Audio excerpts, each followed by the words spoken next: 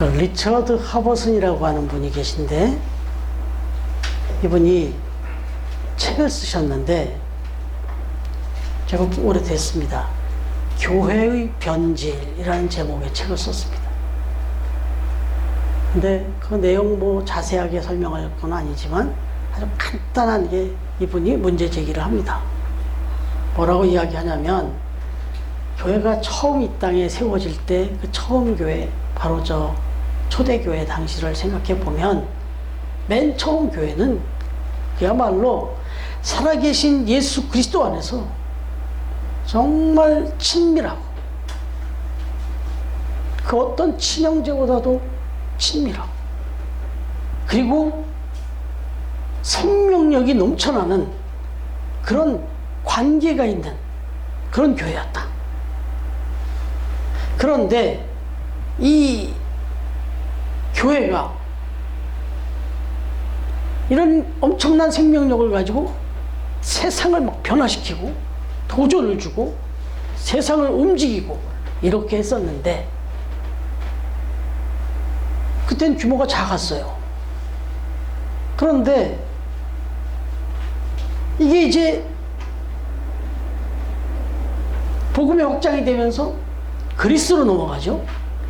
그런데 우리가 이미 묵상한 기억이 있으실 텐데, 그 아덴이라는 곳에 갔을 때, 그리스 아테네를 지금 아덴이라고 하죠. 거기서는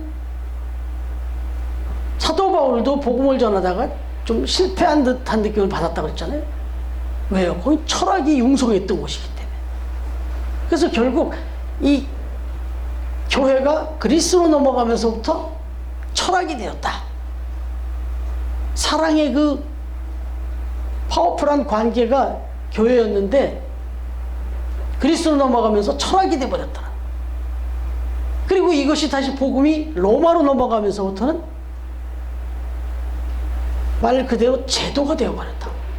교황이 생기고요, 제도가 딱 되고 직제가 되어버렸다 이거죠. 조직이 되고. 그리고 나서 이 교회가 온 유럽으로 퍼져나가더니 하나의 문화가 되어버리더라는 거예요. 기독교 문화 아니에요? 유럽을 가보면 다 모든 건축 양식, 모든 삶의 양식이 다 기독교식이에요. 근데 생명력은 없죠. 그런데 이제 이게 마지막으로 가장 확실하게 큰 변화를 준 것은, 이 하버슨이라는 분이 얘기하면 가장 큰 변질이 온 것은 미국으로 넘어간 다음이다. 미국에 가서는 교회가 기업이 됐다는 거예요. 회사처럼 돼버렸다는 거예요. 이분은 이렇게 진단을 해요. 여러분, 그러면 이 미국에서 영향을 받은 우리 교회는 어떻습니까? 우리 한국 교회는. 우리 한국 교회는 어떤 모습인 것 같아요? 다 있어요, 다. 막 철학이 있단 말고요, 신학으로, 철학으로. 그래서 막 교단이 막 얼마나 많이 찢어졌는지 몰라요. 다 신학 논쟁 때문에 그래요. 그런가 하면은 우리나라도 엄청난 제도가 있죠. 뭐 총회, 노회, 뭐 한기총, 뭐 한교연, 뭐 별의별 게 다 있고요. 거기마다 다 직제가 있고, 교단마다 감독이 있고, 총회장이 있고. 저희같이 또 작은 교회가 있는 또 노회에 가시거나 시찰에 가보면 얼마나 또 거기가 정치가 또 남많은지 몰라요. 다음 내일 모레 화요일 날 또 노회를 가게 될 텐데, 아유, 숨도 못 쉬겠어요. 거기 앉아 있으면. 법이요, 뭐 이러고 싸워요. 그런가 하면 우리 대한민국도 이제 어느 정도 이 크리스찬이 25%까지 이렇게 올라간 적이 있으니까 상당히 기독교 문화가 꼽히고 있습니다. 뭐 기독교 TV도 많고요, 기독교 신문사도 많고요, 뭐 가스펠 우리 CCM이 이제 대중문화 속에 막 들어가서 듣고 보니까 기독교 찬양인 거예요. 당신은 사랑받기 위해서 태어난 사람이, 이거는요 뭐 드라마에도 막 나오고 그래요. 기독교 문화가 또 꼽히고 있어요. 그런가 하면 교회의 성장론을 논하면서 교회를 경영해야 된다. 그렇기 때문에 뭐를 어떻게 하고 뭐를 어떻게 하고 뭐 재정부가 따로 있고 뭐가 있고 뭐 부서가 탁탁탁탁 있으면서 경영을 합니다, 교회를. 그러다 보니까 또 여러 가지 이해적인 관계로 법정에 가서 막 다투고 투자를 하고 뭐 회수를 하고, 이건 지금 교회가 지출할 일이냐 아니냐를 사업적인 기준처럼 그렇게 이해관계처럼 또 따지고 이렇게 합니다. 그러니까 우리나라가 지금 이 네 가지가 다 있어요. 근데 이게 장점 단점 다 있는데, 적어도 이 리처드 하버슨이라고 하는 분이 지적한 대로 하자면 이건 변질이에요. 이건 변질입니다. 그럼 교회의 바람직한 모습, 본질적인 모습, 건강한 모습, 그럼 어떤 교회일 것이냐. 우리가 이제 다음 주 됐고, 다음 주, 한 3주 후네요. 5월 초쯤에는 또 우리가 벌써 4주년을 맞이하는데, 저희는 첫 시작을 참 잘 잡고 시작을 했습니다. 바로 이 처음 뜻, 처음 사랑, 처음 믿음, 이걸 가지고 시작을 했는데 이게 변질이지 않아야 되죠. 예. 바로 그런 면에서 오늘 말씀은 우리에게 교회는 이뤄야 된다는 걸 보여주고 있는 겁니다. 바로 드로아 교회입니다. 지난주는 우리가 부활절 말씀 나누고 그 전주에 바로 드로아에 도착한 얘기가 있었어요. 예. 마게도냐를 떠나서 예루살렘으로 돌아가는 길에 배를 갈아타기 위해서 머물렀던 도시가 항구 도시인 드로아입니다. 바로 이제 3차 또 전도 여행을 떠나야 되는 사도 바울인데, 잠시 머물렀던, 무교절을 보내고 잠시 머물렀던 데가 이 드로아인데, 바로 이 드로아 교회에서 있었던 일이에요. 그 드로아 교회 무슨 건물교도 아니에요. 그냥 집이에요. 근데 여기서 모여서 예배를 이제 드린 거예요. 이제 아리새는 떠날 건데, 마지막 어떻게 보면 고별 예배였습니다. 이 고별 예배를 드리려고 모인 이 교회의 모습, 이 모습이 사실은 초대교회의 모습이고, 교회가 잊지 말아야 될 건강한 교회의 모습이다. 그걸 우리가 이제 살펴보려고 합니다. 한번 본문으로 들어가서 다시 한번 살펴보면, 오늘 7절에 보니까 뭐라고 기록되어 있습니까? 7절에 시작.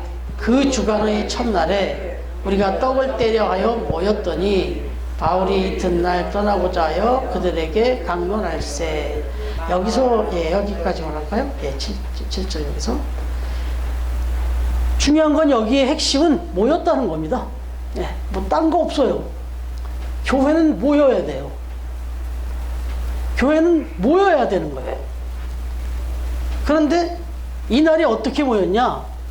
아주 시간이 많이 있어서, 여유 있어서, 바쁜 일이 없어서, 또 피곤하지 않아서, 그래서 한가해서 모였냐? 아니라는 거예요.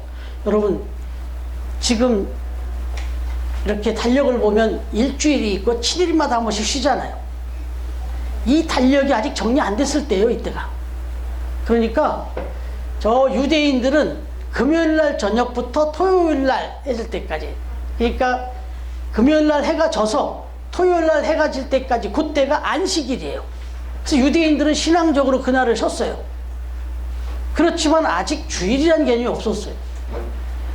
그리고 더더욱이나 그 당시에 이 교회에 모인 사람들의 상당수는 자유인보다는 노예들이 더 많았어요. 그러니까 주일이라고 모였지만, 안식구 첫날에 모였다고 하는데, 그러면 주일에 모였구나 그러는데 아니에요. 그땐 휴일도 아니에요. 그러니까 당연히 뭐 하다가 모였겠어요? 하루 종일 일하고. 그래서 밤에 모였어요. 밤에. 안식구 첫날이니까 금요일 밤부터 해서 토요일 날 저녁까지가 안식일이었단 말이에요. 그럼 그게 딱 끝나고 난 다음에 모였으니까 토요일 밤에 모인 거예요. 그것도 일 계속 하고, 첫날이고 월요일 그 주일이네. 그 주일날 밤에 일 다 하고 와서 그 피곤한 몸을 이끌고, 그리고 또 아시잖아요. 밤에 모이는 이유 중에 또 한 가지 이유는 이렇게 모이는 걸 자꾸 핍박했잖아요. 그러니까 그걸 피해서 안전하게 그렇게 밤에 시간적으로나 안전을 위해서 그렇게 밤에 그렇게 모였다고요. 그러니 그 밤에 그 모이기가 쉽지도 않았거니와 그 모였을 때 얼마나 힘들었겠습니까? 그런데 많이 모였어요. 여기 보니까 많이 모였다는 걸 알 수 있죠. 막 창문에 걸터 앉을 정도로 이렇게 모이기에 힘썼다는 거예요. 여러분, 그래서 오늘날 사탄이 교회를 방해할 때 가장 원초적으로 방해하는 경우가 뭐냐면 모임을 파하게 만드는 거예요. 모이지 못하게. 그래서 모임의 중요성을 자꾸 희석시킵니다. 여러분, 히브리서 10장 25절 우리 연수이가 한번 찾아 읽어봐 줄래요? 히브리서 10장 25절.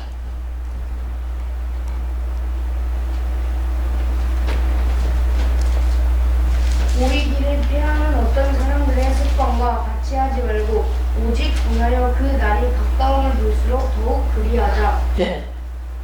마지막 때가 가까울수록 자꾸 모이는 걸 폐하자고 그런다는 거예요.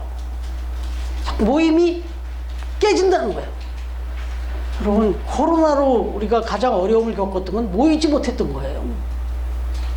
뭐 신학적으로 이것도 해석이 분분한데 어찌됐든 코로나로 인해서 가장 큰 타격은 모이지 못했던 거예요. 교회의 힘이 급격히 줄어들었어요.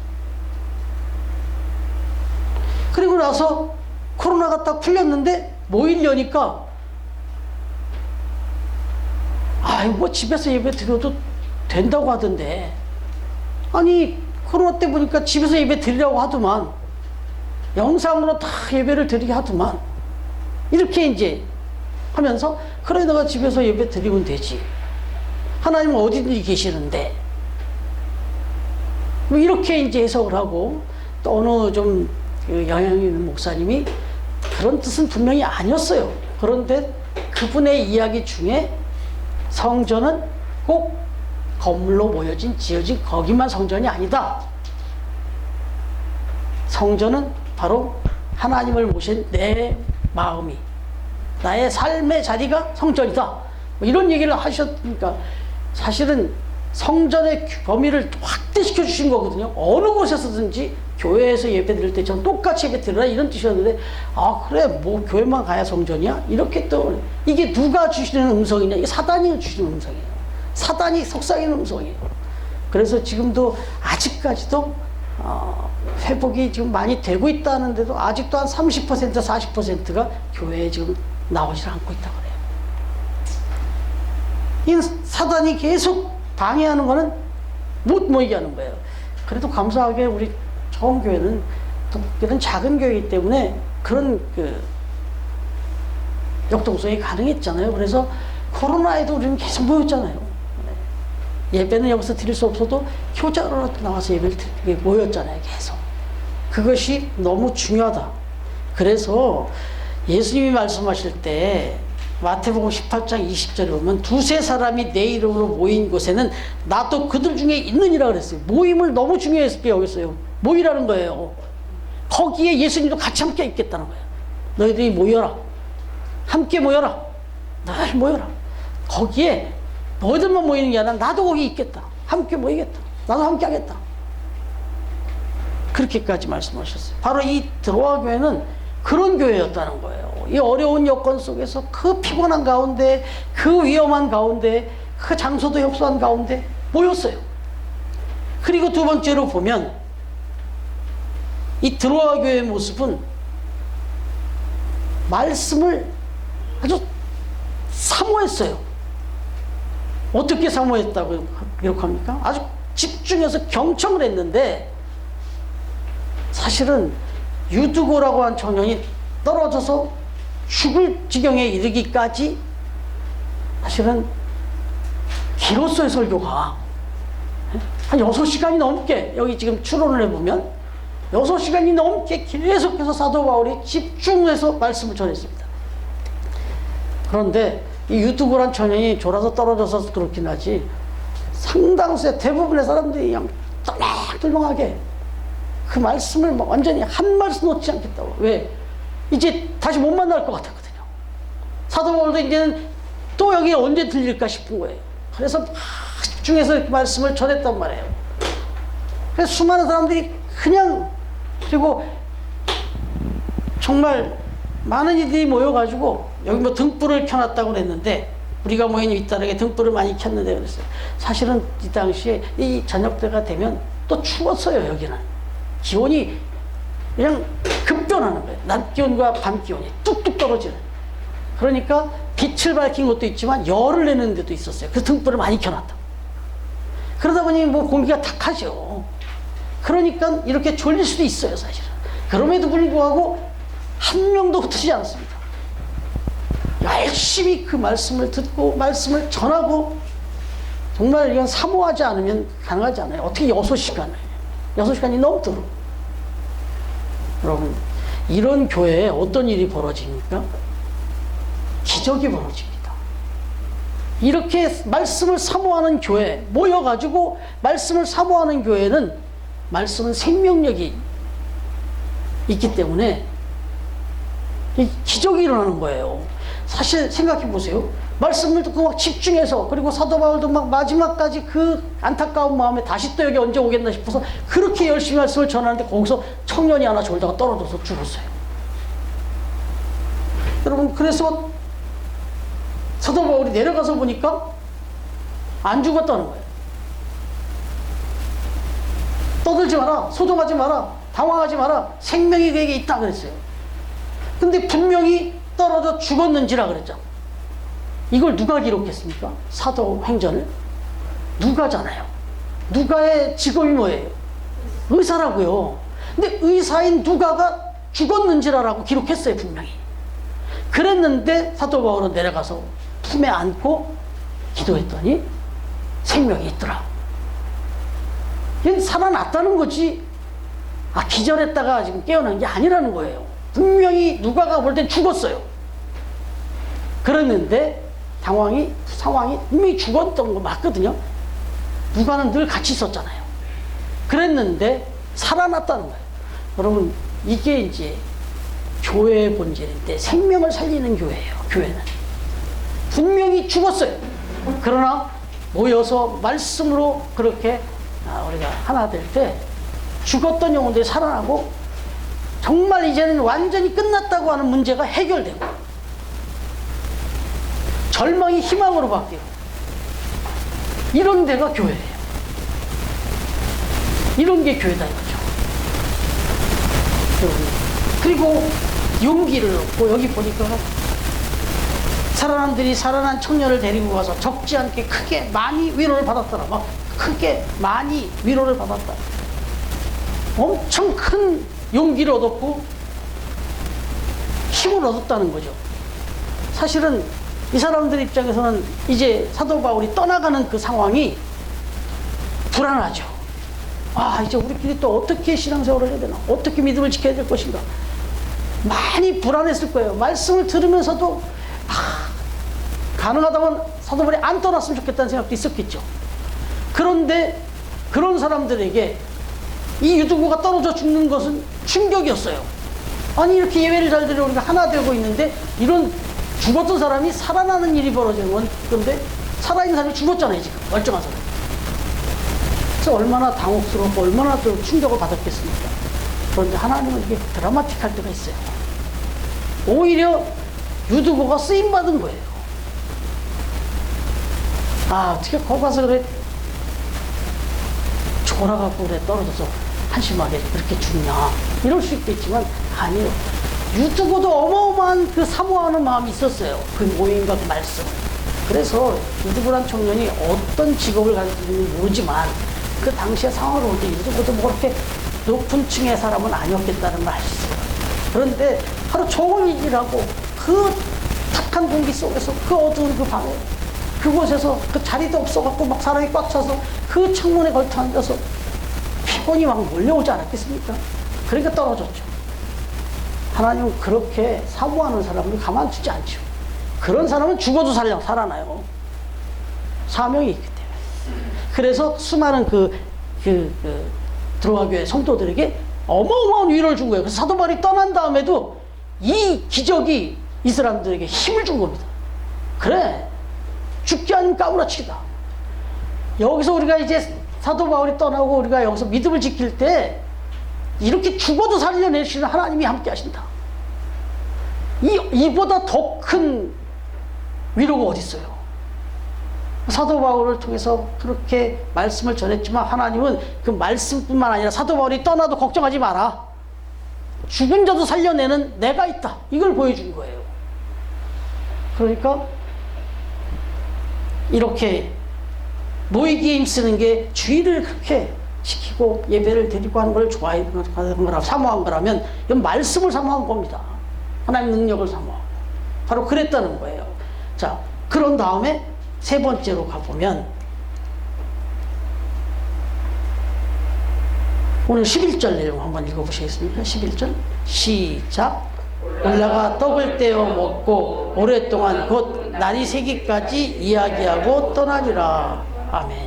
여러분, 내려가서 딱 살려내고 그리고 올라와서 태연하게 떡을 떼어 나눠 먹으면서 오랫동안 날이 새기까지 계속 이야기하고 떠났다. 그러고선 떠났다는 거예요. 여러분, 말씀을 먹는 거는 영적인 양식을 먹는 거라면 이건 육의 양식이에요. 그래서 영의 양식과 육의 양식을 다 먹어야 돼. 교회라고 하는 것은 본질이 두 가지입니다. 영의 양식도 먹고 육의 양식도 먹고. 그래서 우리가 예배 끝나면 내려가서 식사해야 돼, 같이. 이거는 물론 때가 됐으니까도 그럴 수 있겠지만 아니에요. 그것도 예배예요. 그것도 교회라고. 그래서 우리 저도 늘 말씀을 드리고 또 우리 처음 교회 오시는 분들은 예배 일부 예배만 드리고 그냥 가시는 분 없잖아요. 꼭 모시고 내려가서 정말 만찬을 우리 다 먹잖아요. 사실 그 당시에 이 지금 식사를 떡을 떼고 이게 먹었다 이거는 성찬식은 아닙니다. 말 그대로 애찬이에요. 애찬.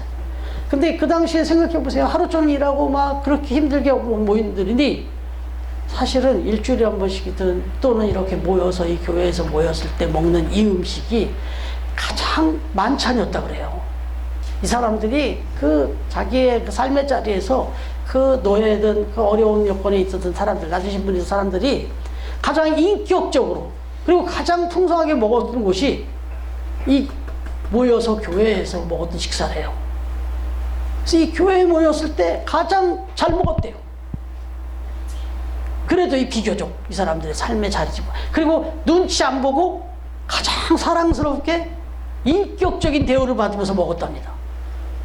그래서 이 식사는 너무너무 사모하고 좋아했다는 거예요. 여러분, 교회가 기업이 되다 보니까 저 그런 교회를 좀 몇 번 겪어왔잖아요, 제가. 밥 먹는 얘기만 나오면 빚이 있는데 돈도 없는데 국사 하나 먹으면 되지. 심지어는 어느 분이 좀 너무 안타까워서 식사를 한번 이렇게 내면 그분이 교회 돈으로 한 것도 아니라 내 돈으로 섬겼는데도 꼭 껴있는 얘기를 합니다. 우리 교회가 지금 이렇게 호사스럽게 먹을 때가 아니래요. 그리고는 그분이 제일 맛있게 먹어요. 그날 식사 만찬이 남으면 눈을 부리키고 있다가 그분이 다 싸가요. 이런 이율배반적인 모습이 이러면 안 돼요. 이 초대교회는 있는 거 없는 거 다 싸갖고 왔어요. 가지고 왔어요. 그래가지고는 여기서 가장 큰 만찬이 벌어졌어요. 여러분, 처음 교회 지금 이 루틴이 하나님이 정말 기뻐하신다는 것을 만찬을 보면 알아요. 어떻게 저런 뷔페집이 생겨요, 그래. 제가 오시는 분마다 모시고 가면 복 받았대요, 처음 교회. 뭐 돈 내고 먹는데. 그러나 저런 식당이 흔하지도 않고 저런 가격도 만만치 않고 또 중요한 건 그 사장님이 음식 솜씨가 좋아야 되잖아요, 또. 근데 어쨌든 우리가 어떤 때는 불평이 나올 정도로 하도 이제 자주 가갖고 조금 우리가 기름이 껴서 그렇지 객관적으로 생각하면 저 지금 스웨덴에 가 있는 지은이는 언니하고 오빠, 저 형부하고 가시기 전에 여기서 식사를 했어요. 이 두 분이 2번 갔다 와요, 이만큼을. 그리고는 그걸 사진을 찍는 거예요. 그 목사님이랑 그 언니가 뭐 하나 그랬더니 이거 지은이 보여줘야 되겠대요. 걔 지은이는 주중에 여기 어린이집 보내놓고 여기 와서 사먹고 그랬어요. 우리는 그런 집을 또 너무 익숙하게 자주 가니까 한 번쯤 우리가 또 좀 딴 데 가서 먹긴 하는데 어찌됐든 객관적으로 너무 감사한 거죠. 근데 이건 우리가 뭐 저 집을 뭐 생기기를 하고 뭐 기도했습니까? 뭐 그런 거 아니잖아요. 저절로 또 그렇게 하나님이 참 기뻐하시는 일이구나 하는 거는 분명해요. 여러분, 전에 말씀드린 대로 레위기에서 여러 제사도가 나온다. 번소, 화제 꺼내갖고 번제, 소제, 화목제, 화제, 속제제, 속건제 이렇게 5가지가 나오는데 거기에 엄연히 분명한 예배가 제사가 하나가 있게 화목제인데 이거는 먹는 거예요. 어마어마한 제사를 드린 그 제물이 있는데 이걸 거기 예배 드린 사람들이 다 못 먹어요. 그래서 온 동네 모든 마사를 다 불러다가 그날 저녁으로 다 먹어야 돼요. 그거. 잔치를 그냥 그런 번이라는 거였어요. 이게 예배였어요. 그래서 늘 거듭 말씀드리면 우리 지금 1부 예배 또 내려가서 2부 예배 드리는 거예요. 그렇게 교회는 본질이 그런 게 있다. 심지어 이렇게 말씀하시죠. 누가복음 17장 20절 21절 우리 연승이 대기하고 있다가 누가복음 17장 20절에서 21절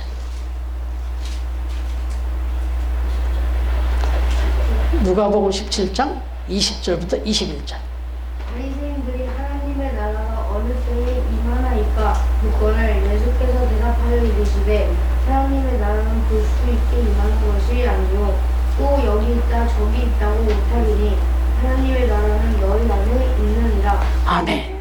여러분, 하나님의 나라가 언제 임할 것인가, 그리고 하나님의 나라는 어떤 것인가 궁금해할 게 없다는 거예요. 하나님의 나라는 어떤 면에서 이미 이루어져 있다. 그리고 어떤 모습이냐? 우리가 함께 모여서 떡을 떼고 교제하고 예배하고 말씀 사모하는 그 자리가 하나님의 나라다. 왜? 하나님이 거기 임재하시니까. 그러니까 저와 여러분이 정말 이렇게 예배를 사모하고 모이시고 그리고 말씀을 사모하고 그리고 또 교제하면서 떡을 떼고 이러면 하나님이 기뻐하셔서 여길 떠나지를 못하시는 거예요. 여기 저희와 함께 있는 거예요. 그게 하나님의 나라라는 거예요. 그러니까 우리는 지금 매주 하나님의 나라 누리면서 살고 있는 것이죠. 여러분, 그겁니다. 오늘 마치 저는 설교 준비하고 옆에서 박미애 집사님이 기도 쓴 것 같아요. 저하고 똑같이 지금 이제 결론이 지금 박미애 집사님이 기도한 내용이 결론이에요. 오늘날 수많은 교회들이 많이 있는데 이거 제가 보여드릴게요. 제가 써놓은데 지금 집사님이 기도를 그대로 하시는 거예요. 전국에 수많은 교회들이 있는데 교인 수가 수만 명이 넘치는 대형 교회도 있습니다. 수천 수백 명이 되는 중형 교회도 있습니다. 불과 10명, 20명 채 안 되는 소형 교회도 있습니다. 크고 화려한 예배당을 가진 교회도 있습니다. 그런가 하면 남의 건물에 새들어서 주차하기도 어렵고 화장실 하나도 쉽지 않은 그런 교회도 있습니다. 그리고 또 여러 가지 다양한 프로그램들이 있습니다. 주일학교부터 모든 너무너무 기가 막힌 교육 프로그램들, 문화 프로그램들이 있는 교회들이 있습니다. 콘서트를 방불케 하는 찬양 예배를 드리고 이런 데가 있습니다. 근데 하나님이 진짜 관심 있는 거는 그게 아니에요.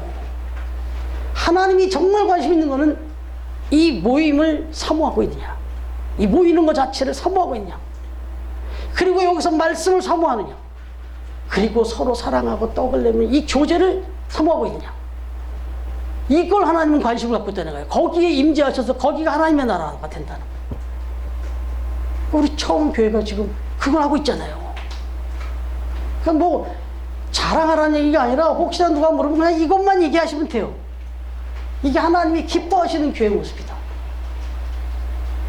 이게 오늘 드로아 교회가 보여준 참된 교회 모습이고 저와 여러분을 불러줘 이루어 주신 우리 처음 교회의 모습인 줄로 믿습니다. 앞으로 계속해서 5주년, 10주년 변함이 없도록 변질되지 않고 이 모습대로 그대로 그렇게 하나님 나라를 이루며 하나님 나라까지 가는 우리 처음 교회, 처음 가족들이 다 되어질 수 있기를 주님의 이름으로 축원합니다. 네.